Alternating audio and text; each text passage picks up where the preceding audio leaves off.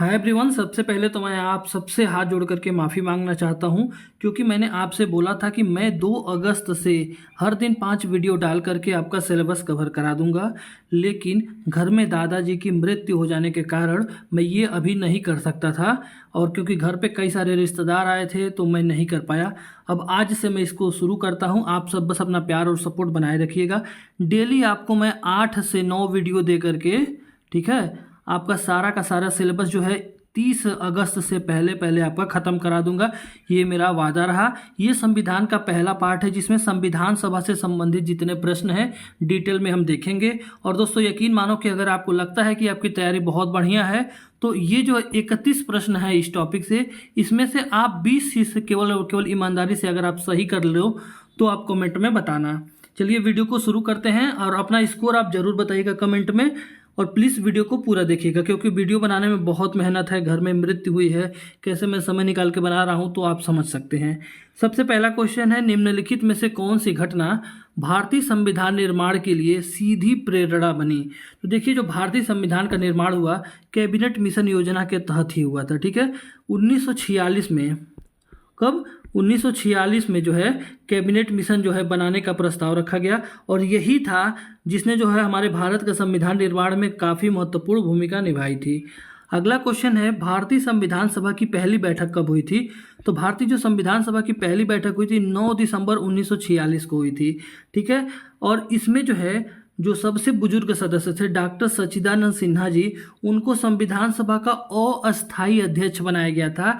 और फिर जब दूसरा बैठक होता है 11 दिसंबर 1946 को, तो उस समय राजेंद्र प्रसाद जी को संविधान सभा का अस्थायी अध्यक्ष बना दिया गया था।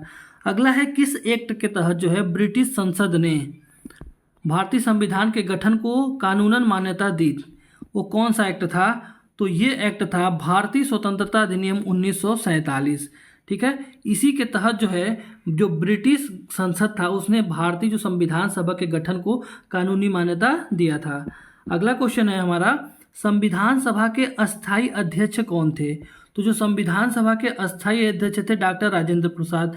मैंने बताया था कि 11 दिसंबर जो है 11 दिसंबर 1946 को जब संविधान सभा की दूसरी बैठक हुई थी, तो डॉक्टर राजेंद्र प्रसाद जी को जो है अस्थायी अध्यक्ष बना दिया गया था। दोस्तों, अगर आपको क्वेश्चन की क्वालिटी अच्छी लग रही हो, आपको लग रहा हो कि मैंने प्रयास किया है, तो प्लीज़ आप इस वीडियो को लाइक कर दीजिए और हमारे चैनल को सब्सक्राइब कर दीजिए। और अगर कोई कमी लगी हो तो प्लीज़ आप कमेंट में बताइएगा, और किस टॉपिक पे वीडियो चाहिए ये भी आप जरूर कमेंट कीजिएगा। अगला है, संविधान सभा के ड्राफ्टिंग कमेटी के अध्यक्ष कौन थे? तो जो ड्राफ्टिंग कमेटी थी इसके अध्यक्ष थे डॉक्टर भीमराव अंबेडकर जी। ठीक है, अगला है, और उन्हीं को संविधान निर्माता के रूप में भी जानते हैं। अगला क्वेश्चन है, किस अधिनियम ने भारत को विधानमंडल प्रदान किया?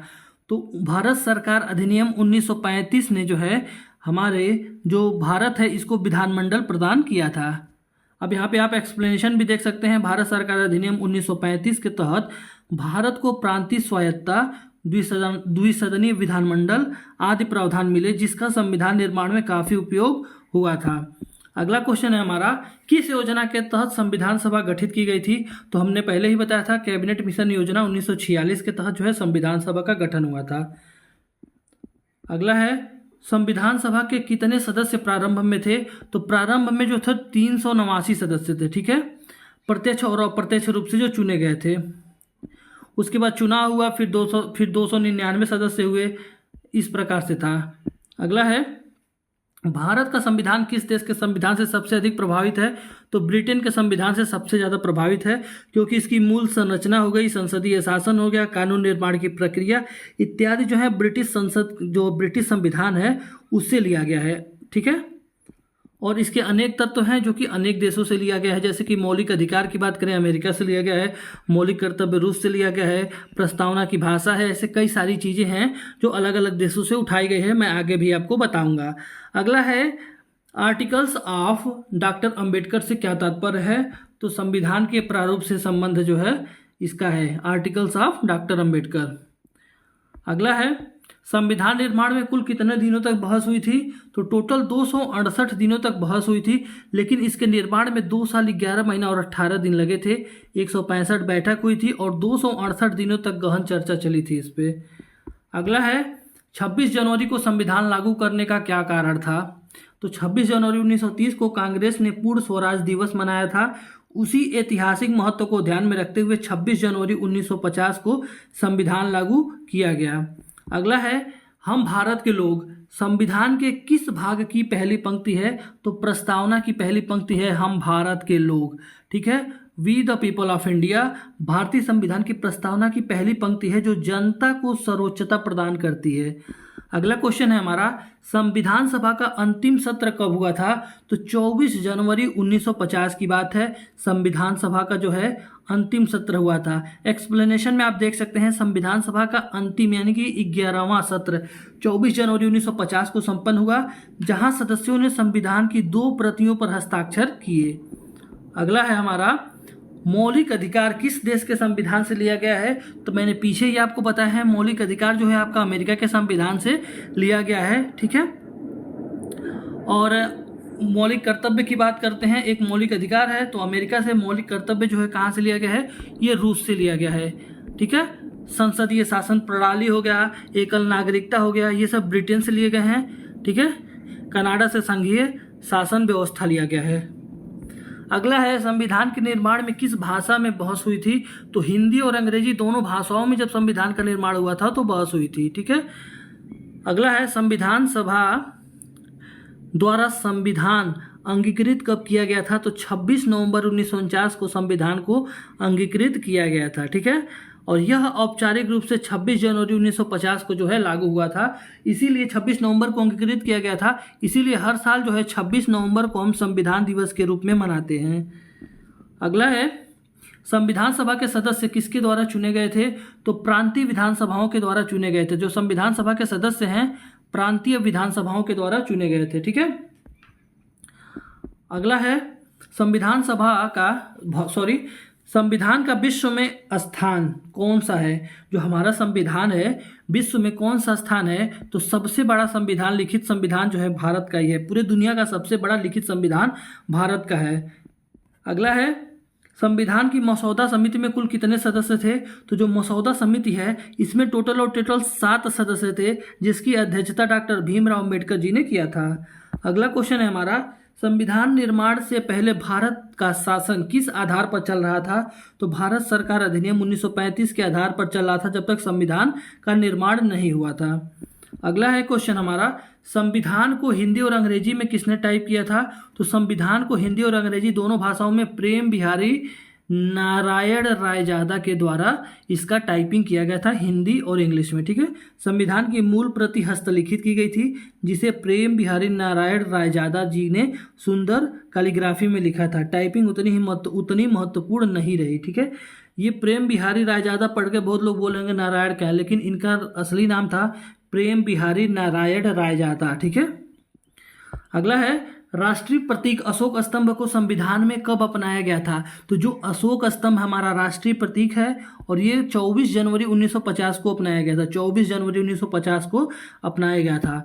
अगला है, संविधान सभा में महिलाओं की कुल संख्या कितनी थी? तो 17 थी। 17 महिलाएं टोटल थी उन्होंने, जिन्होंने समितियों और बहसों में अपनी सशक्त भूमिका निभाई थी।